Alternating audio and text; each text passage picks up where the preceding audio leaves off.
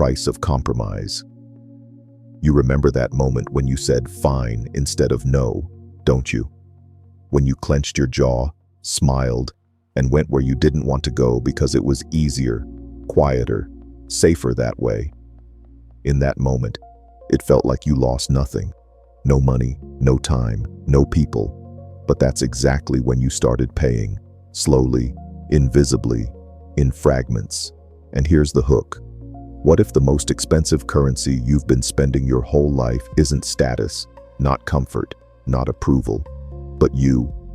Not your image, not your role, but that raw, living impulse inside you that once knew exactly what it wanted.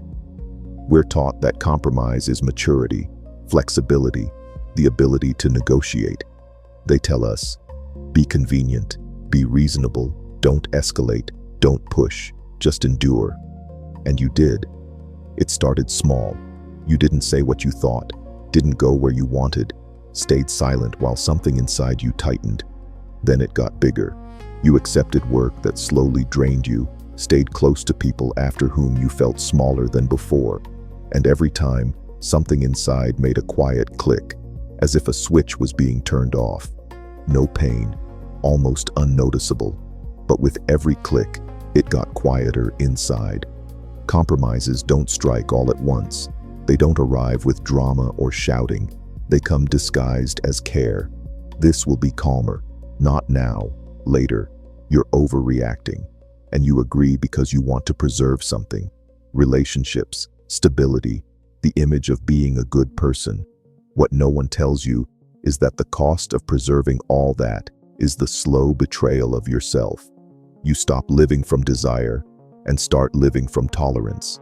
Not from I want, but from I can put up with it. And that's where the rhythm turns thick and heavy. Day after day, morning after morning, you wake up, do the right things, say the right words, but inside there's a strange emptiness. Not depression, not tragedy, just a lack of taste.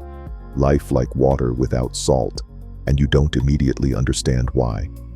Because each individual compromise felt insignificant. But together, they formed a system where your opinion comes last, your boundaries are conditional, your desires are optional. The most insidious thing about compromise is how rational it looks. You think you're choosing the lesser evil, but in reality, you're choosing the familiar. You don't lose in the moment, you lose in the long run.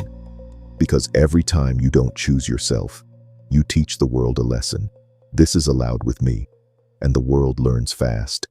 People get used to you adjusting. Situations unfold so that you're the one who gives in, and you get used to being background noise in your own life. Until one day you catch yourself on a disturbing thought. Where am I in all this?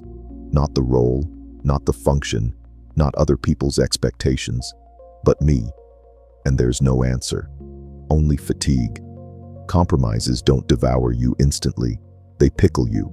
They make you neat, predictable, safe, and dead on the inside. You start envying those who live sharply, unevenly, who make mistakes, but actually feel alive. And at the same time, you judge them, because it's easier than admitting the truth. They just didn't sell themselves that cheaply. And here's the truth that makes you want to look away. A compromise only makes sense where it doesn't break your spine.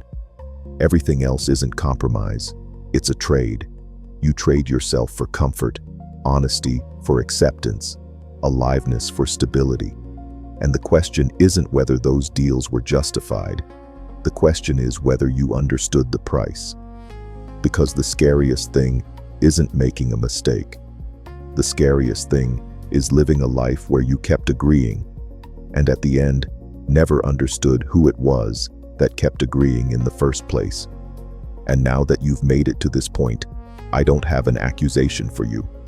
I don't have advice. I have a question that presses from the inside. If tomorrow you were no longer allowed to compromise with yourself, who would you be then? And are you ready to pay the price for an honest answer?